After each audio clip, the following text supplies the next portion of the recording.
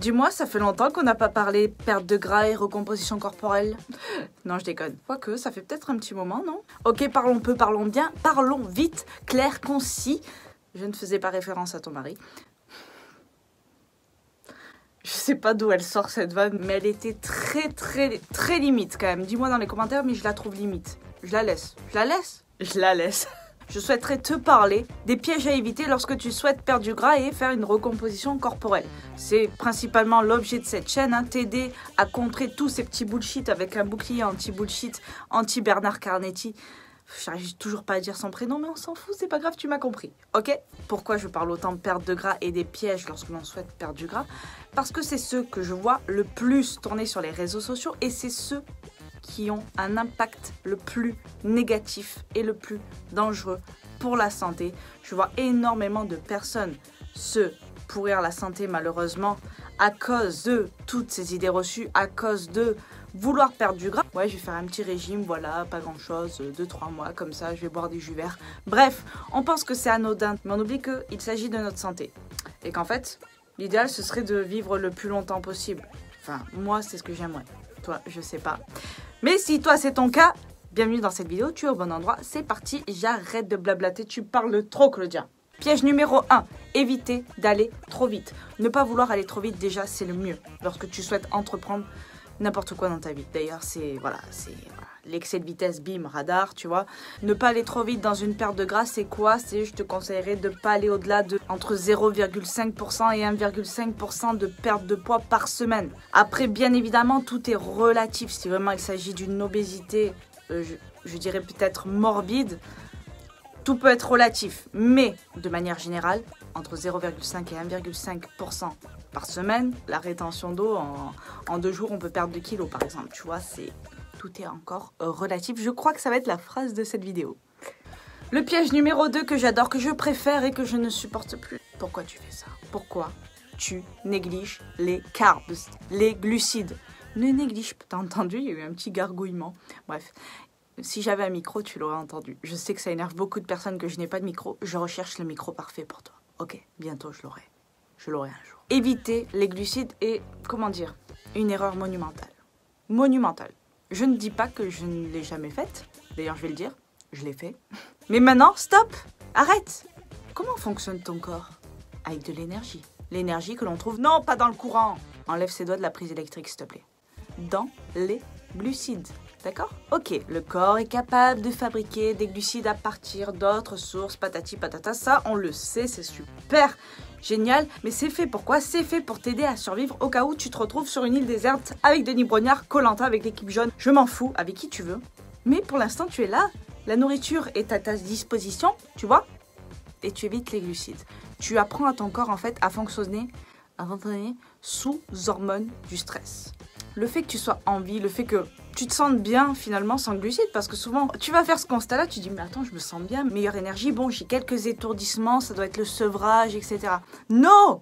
Non, tu es en manque de carburant, zéro sevrage. Ça veut tout simplement dire que c'est anormal que ton corps est en train de fonctionner avec le plan B. Le plan B, je te le rappelle, c'est au secours. Voilà, je suis sur une île déserte, là c'est pas le cas. Pas bon de faire fonctionner ton corps sous hormones du stress, c'est inflammatoire à terme et de toute façon tu ne tiendras pas longtemps comme ça. Les glucides vont t'aider à perdre du gras. Les glucides aident à perdre du gras. Pourquoi cette idée n'est pas aussi répandue que celle que les glucides après 18 heures ça ferait grossir ou je sais plus trop. Les glucides contribuent à la perte de gras. Les glucides vont t'aider à perdre du gras. Les glucides vont t'aider à être une machine de guerre. Les glucides, c'est la vie. Merci, au revoir. En numéro 3, ce n'est pas un piège à éviter, mais plutôt un conseil. Ou c'est peut-être aussi un piège. Dans le sens où, voilà, tu te lances, tu as envie de perdre du gras, tu vas te mettre au sport, tu vas tout mettre en œuvre, adopter un nouveau mode de vie. Qu'est-ce qui est plus important? Tu vas me dire, oui, c'est l'alimentation. D'accord. Mais si tu te concentres sur ta dépense énergétique au quotidien et seulement sur ça, l'alimentation, tu te prends pas vraiment la tête dessus dans le sens où tu vas pas commencer à compter tes macros, etc. Tu sais qu'à chacun de tes repas, il va te falloir protéines, glucides et lipides. Tu sais qu'à 90%, il va te falloir des aliments entiers. Donc tu comptes pas. Concentre-toi sur tes entraînements de machine de guerre et ton NEAT, ta Non-Exercise Activity Thermogenesis. Ça devienne plus compliqué à dire ça, mais j'adore. C'est-à-dire toutes ces activités qui vont augmenter au quotidien ta dépense énergétique. Par exemple, te fixer un objectif de 10 000 pas par jour, ça me paraît être une excellente idée. Si 10 000 pas, c'est beaucoup trop pour toi, tu vois que pour l'instant, tu es à 3 000 max, 5 000, puis après on augmente 6 000, 7 000, 8 000, et jusqu'à... Ça peut être plein d'autres activités. Juste avoir des présences d'esprit comme ça au quotidien, te garer plus loin, prendre des escaliers, être au téléphone en marchant, adopter une posture debout dans ton travail de bureau, alterner des phases où tu es assise, assis, et des phases où tu es debout, debout, au féminin. Donc, mon conseil serait de te concentrer plus sur tes entraînements et ta dépense quotidienne plutôt que sur ton alimentation. En gros, les entraînements plus que la diète. Ça ne veut pas dire qu'on mange n'importe quoi. Ça veut juste dire qu'on rentre pas dans un trip de comptage de macros, de calories qui va te rendre dingue. C'est une généralité que je ne dois pas faire. C'est faux. Cela peut t'aider. Mais beaucoup de personnes, surtout que lorsqu'on débute, je n'arrive pas à parler, ont du mal à avoir ce recul. Le 4e conseil, s'il te plaît, arrête ça, arrête de te comparer à ces bullshit d'images que tu vois sur Instagram. On le fait tous, on le sait, c'est pas bien, mais arrête. Compare-toi à qui tu étais hier, compare-toi à qui tu étais il y a des années, en te disant que quoi qu'il arrive, tout ce que tu as traversé, ça n'est pas égal à ton futur. Ton passé n'est pas égal à ton avenir. Peu importe les échecs que tu as traversés, c'est du passé, ça n'est plus et ça n'existera plus. Cela ne veut pas dire que tu n'es pas capable de plus, que tu n'es pas capable de mieux parce que tu ne l'as jamais fait. Cela veut tout simplement dire que tu dois le faire parce que tu n'as pas encore fait. Je ne sais pas si c'était clair, mais pour moi, ça l'était bien dans ma tête et je trouve ça extrêmement puissant comme phrase.